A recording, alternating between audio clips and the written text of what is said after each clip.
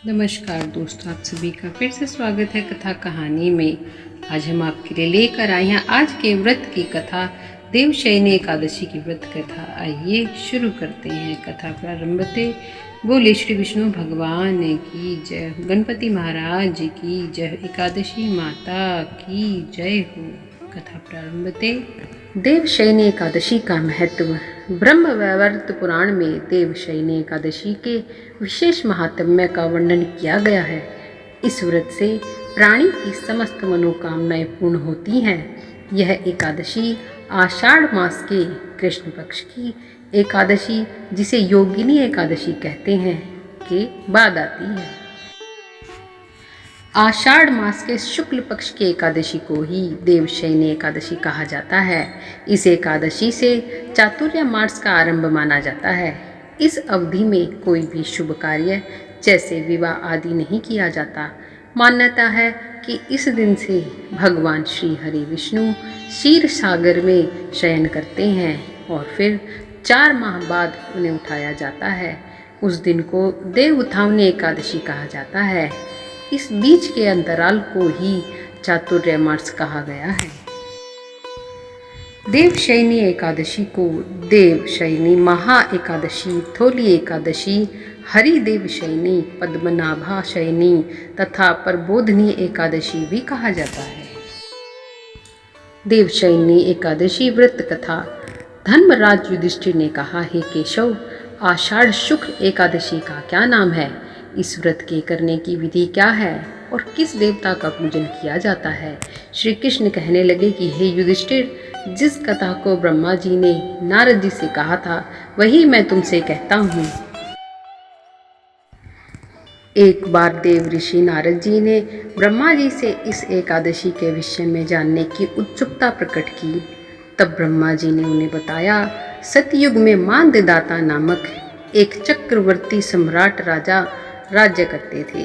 उनके राज्य में प्रजा बहुत सुखी थी, किंतु भविष्य में क्या हो जाए यह कोई नहीं जानता।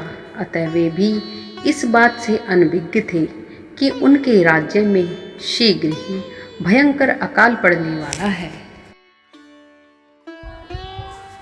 उनके राज्य में पूरे 3 वर्ष तक वर्षा न होने के कारण भयंकर अकाल पड़ा। इस काल से चारों ओर त्राही त्राही मच गई।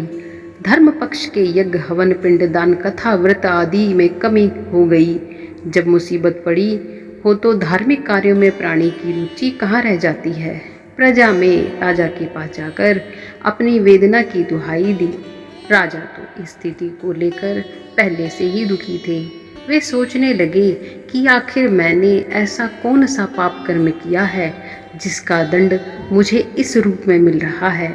फिर इस कष्ट से मुक्ति पाने का कोई साधन करने के उद्देश्य से राजा सेना को लेकर जंगल की ओर चल दिए। वहां विचरण करते करते एक दिन वे ब्रह्मा जी के पुत्र अंगिरा ऋषि के आश्रम में पहुंचे और उन्हें साष्टांग प्रणाम किया। ऋषिवर ने आशीर्वाद उपरांत सकुशल क्षेम पूछा। फिर जंगल में विचरने व अपने आश्रम में आने का प्रयोजन जानना चाहा। तब राजा ने हाथ जोड़कर कहा, महात्मन, सभी प्रकार से धर्म का पालन करता हुआ भी मैं अपने राज्य में दुर्भिक्ष का दृश्य देख रहा हूँ। आखिर किस कारण से ऐसा हो रहा है? कृपया इसका समाधान करें। यह सुनकर महर्षि अंगिरा ने कहा कि हे राजन, सब युगों से उत्तम यह सतयुग है। इसमें छोटे से पाप का भी बड़ा भयंकर दंड मिलता है। इसमें धर्म अपने चारों चरणों में व्याप्त रहता है।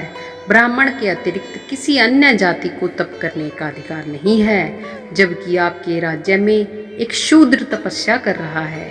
यही कारण है कि आपके राज्य में वर्षा नहीं हो रही है। जब तक वह काल को प्राप्त नहीं होगा तब तक यह दुर्भिक्ष शांत नहीं होगा। दुर्भिक्ष की शांति उसे मारने से ही संभव है।